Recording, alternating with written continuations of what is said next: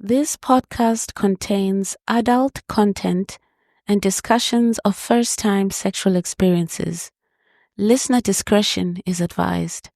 Some stories may include themes that are sensitive or triggering for some audiences. Alright, so my first time. Welcome to Sexual Encounters, the very first time. The show where we talk about the first time, for better or worse. I'm MaryJane, and today we're diving into the awkward, the sweet, and the just plain cringe stories that come with first-time sexual encounters. We're starting here because, let's face it, no matter how many sex ed classes you take, nothing prepares you for the actual first time. But if you've ever felt weird, unready, or just confused, you're not alone. Over the course of this season, we'll hear from people who experienced first times that were tender, hilarious, painful, affirming, and everything in between. Let's start with a story that is bold and really captures the journey leading up to a first time and what it's like to bring confidence into it, even when everything still feels unfamiliar. So, my first time.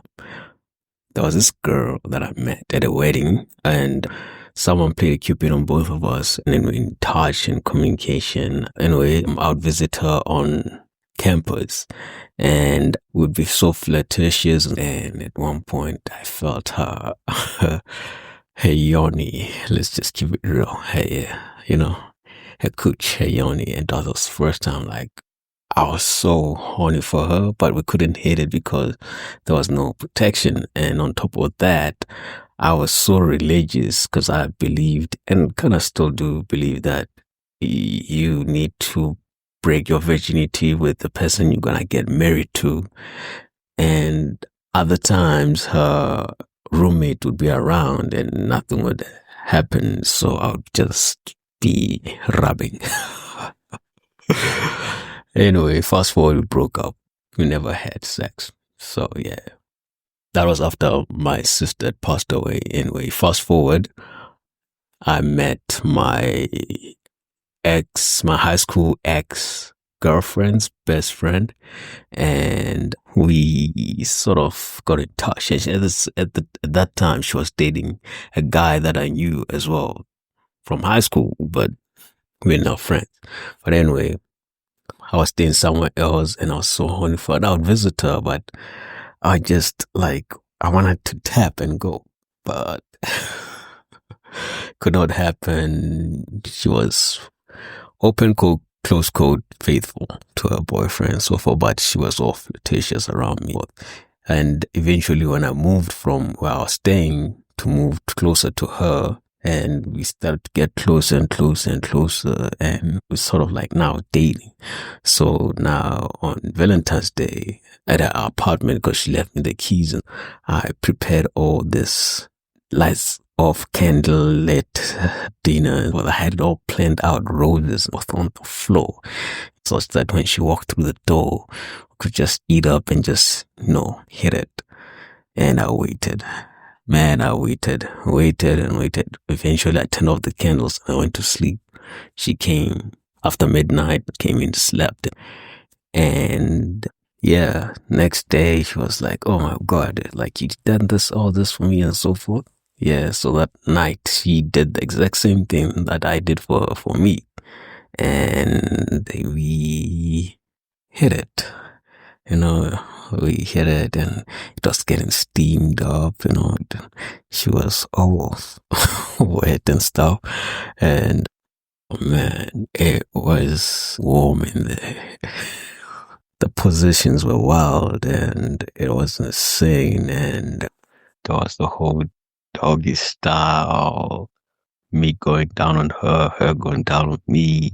And there was the corner missionary. And there was the one where we were sitting on, or I was just sitting on the chair and she'll be on me. That one didn't really go down well.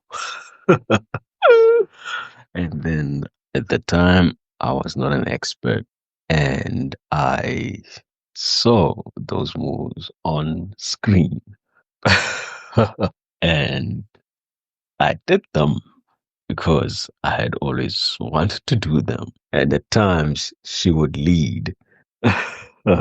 All I know is I went for hours. I didn't check the time, but I know I went for hours because it was my first time. So fast forward, then next week she confessed to me that the reason she was late, she was having sex with another guy, and it sort of broke my heart. And I stuck around just to show her what love is. Kind of big mistake at the time.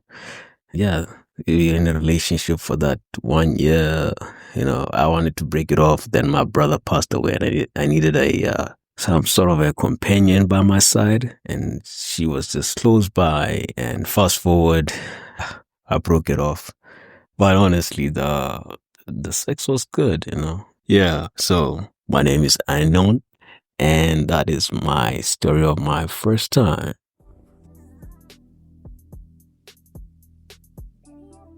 Listening to that story has me thinking about my first time. And I'll be honest, I thought I'd have it all figured out. I thought I was ready. But when it finally happened, I just went quiet. It wasn't dramatic, it wasn't romantic, but it's a story that I've carried with me. My first time I guess it was more awkward for me than it was for him. It was my first time, but not his. And afterward, there wasn't really any conversation about how it went or how I was feeling. Just a quiet, awkward moment. And then he walked me back to my dormitory because I was in college at that time. Me feeling a little dazed, not sad, not angry, just sort of blank. But honestly, the awkwardness started during, not after. In the moment, I don't think I was mentally ready to have sex. I just kind of went numb. I didn't stop it. I didn't speak up. I just let it happen. What's wild is that I had all these expectations. I thought it would hurt. I thought I'd bleed. But none of that happened. There was a lot of kissing and foreplay beforehand, and physically, my body was ready, even if emotionally I wasn't. And that's the thing. We go into our first time carrying so many myths. Which brings me to our next guest.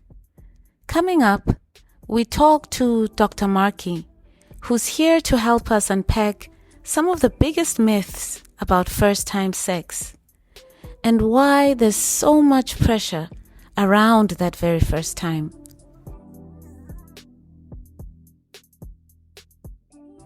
Stay with us. You're listening to Sexual Encounters, the very first time.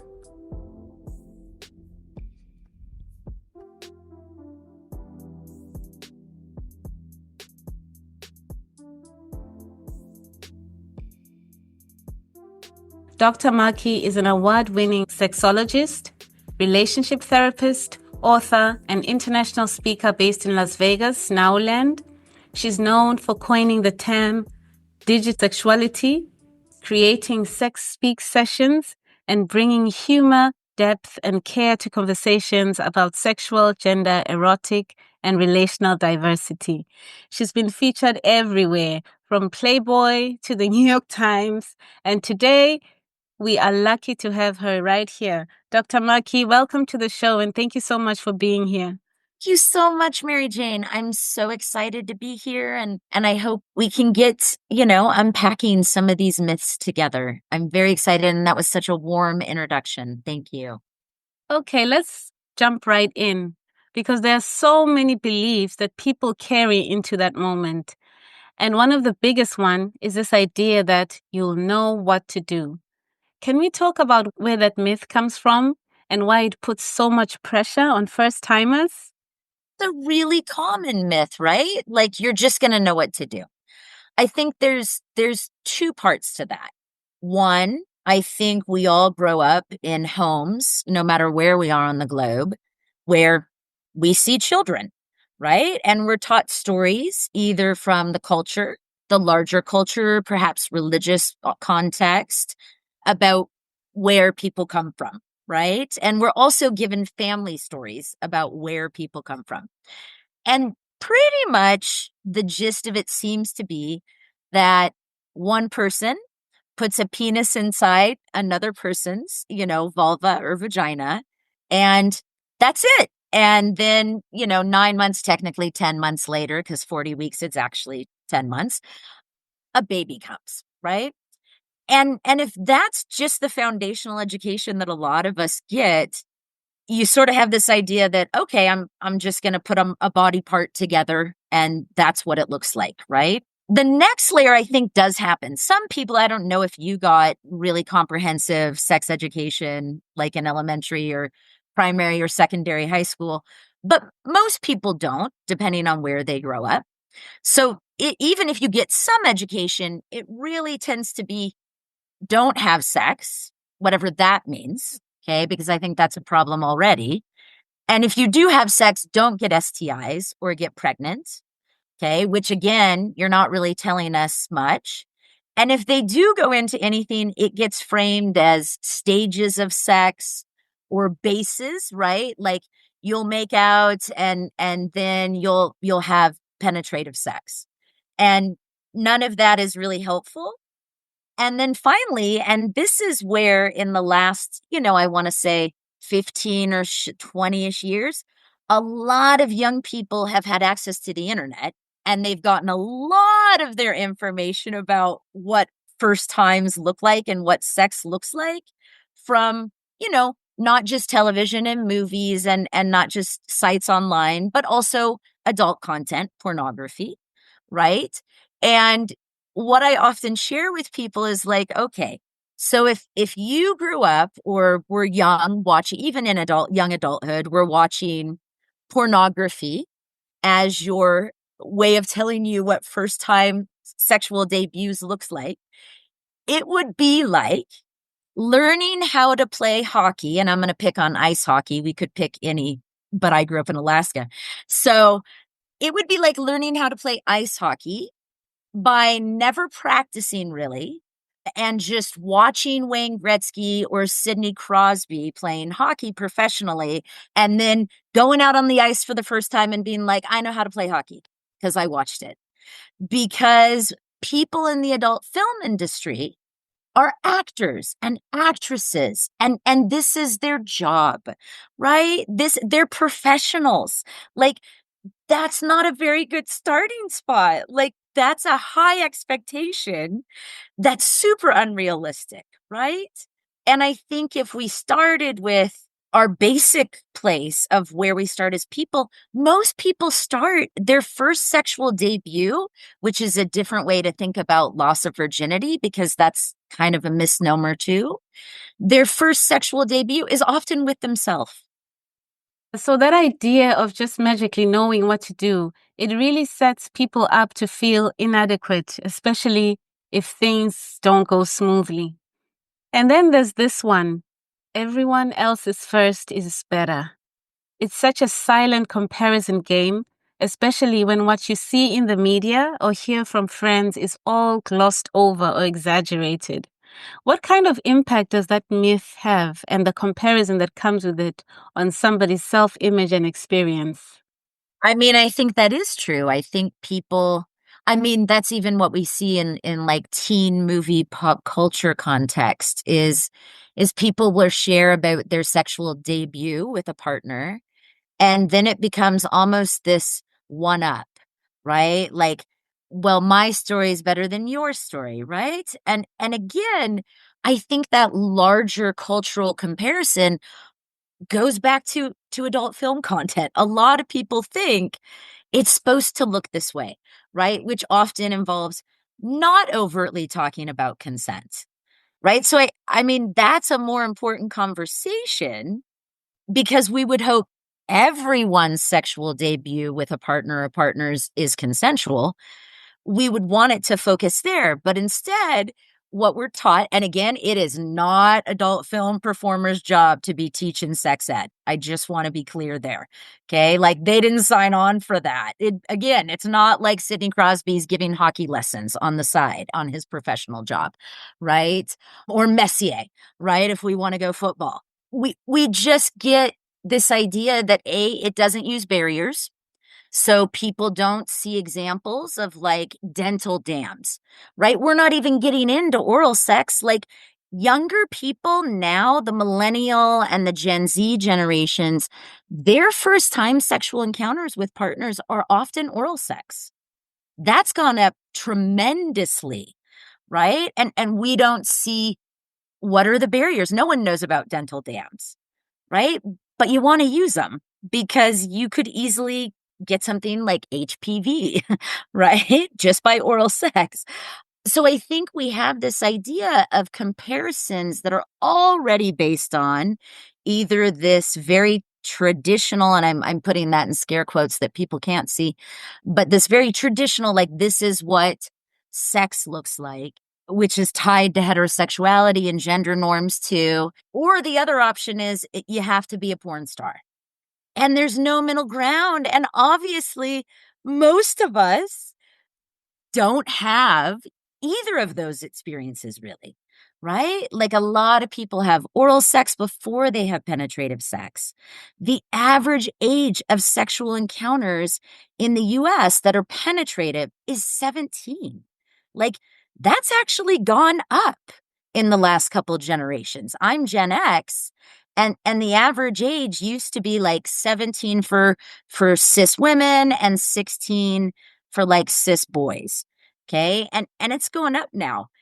And I also want to note a lot of people in the millennial and Gen Z generations also identify as asexual. So they might not even be interested in sex per se with human partners. They might just have interest in I don't know, sex with sex tech, like digisexuality, or just sex with themselves, or no sort of sex at all. And so I think the bigger point is don't worry about comparing. And what are you doing anyway? Because there is no perfect, right? There isn't. It's what consensual and feels pleasurable and is honest and is free of exploitation and harm, right? Like straight out of the World Health Organization's definition of sexual health. That's what we want people to be experiencing, whether it's a first time sexual debut or the last time they just had sex with their partner that they've had for 50 years. Thank you, Dr. Markie. That was incredibly grounding. And honestly, I wish more people heard this before their first time. It's so easy to carry shame or confusion when you think you're the only one who didn't get it right. But this reminds us there's no one way it's supposed to go. And with that, let's weigh in on some of the stories we heard from our listeners. Dr. Markie, I'd love to hear your insights on a few of these, because while they're unique, they also highlight some really common themes. In the first story, there's this mix of curiosity, confidence, and also a sense of wanting to live up to what a first time is supposed to be. It was on Valentine's Day, lasted for hours, and was exploratory, experimenting with different styles. But underneath, there might have been uncertainty too. Can you talk to us about the weight of expectation and how people want to create the perfect first time? Yes, absolutely. That is not an uncommon story. A lot of people, because of that setup for like, this is how it's supposed to go, they have an idea that not only is it supposed to go that way, but then it has to have all these other layers of expectation, like having it happen on Valentine's Day, which is this idea of it's supposed to be the most romantic day in the whole, world, so to say, right? Unless it's like an anniversary for people. So that adds a layer of pressure as well. having said that, I mean, you do want to have intentionality. We also have this idea that sex is supposed to just happen naturally and you're not supposed to plan for it, right?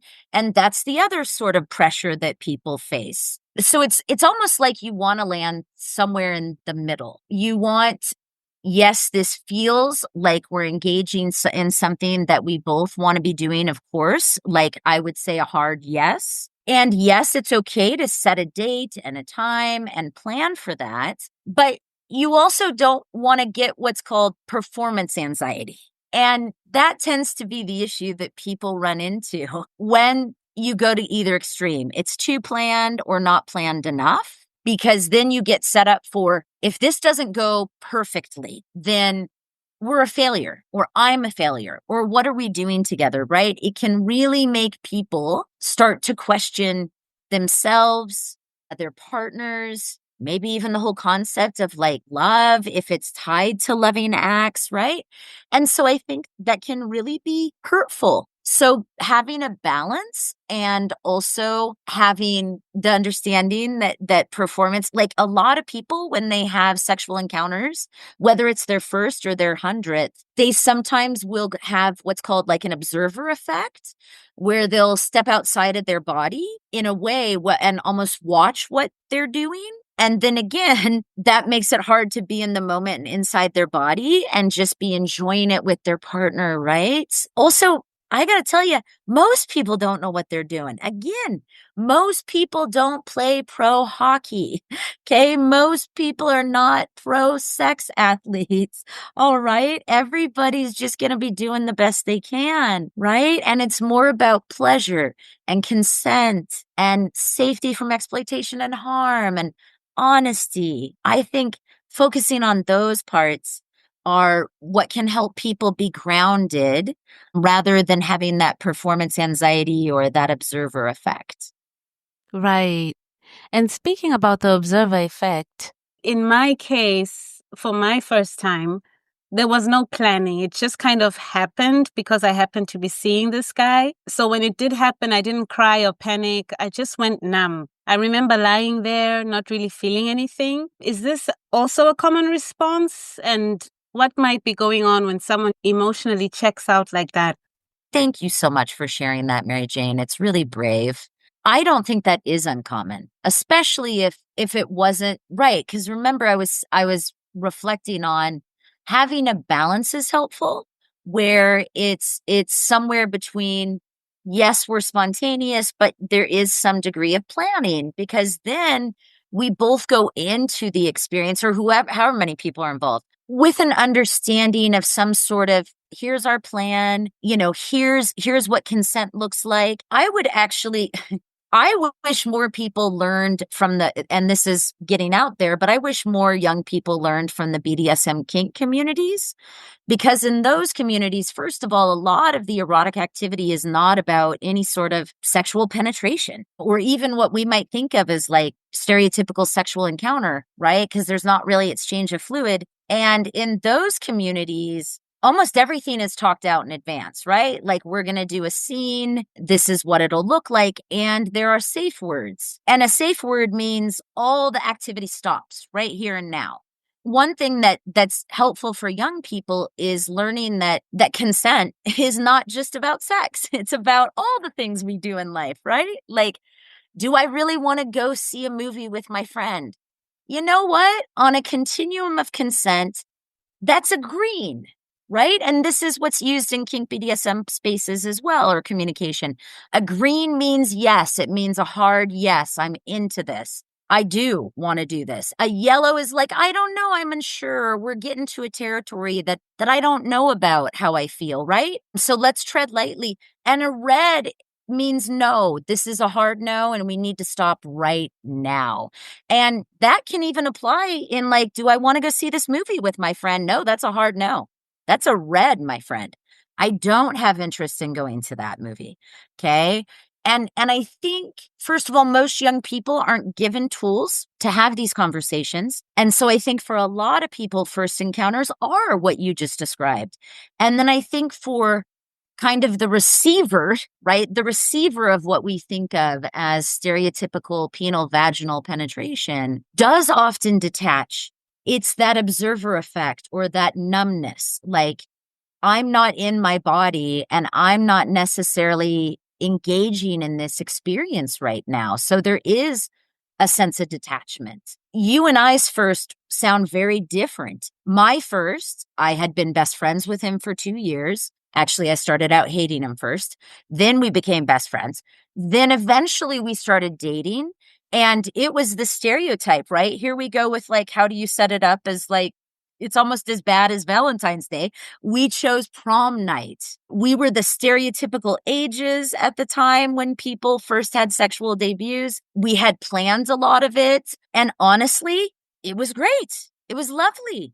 But I feel like a lot of that had to do with less of the how did we actually set it up for that exact time and space, and more about we'd built a friendship and a relationship together for like 2.5 years before then. And so I think that was fortunate. And again, growing up in Alaska, there just wasn't very many people. And so you were going to know everybody, right? To a certain extent. So that's a very different experience, right?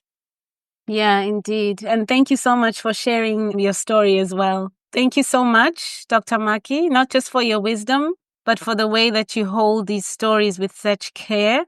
The conversations, they remind us there's no right way to experience a first time, only our way. And that's exactly what this show is here to hold space for. So thank you so much. Thank you. And I love that closing statement. That's powerful, MaryJane. I love it. Thank you.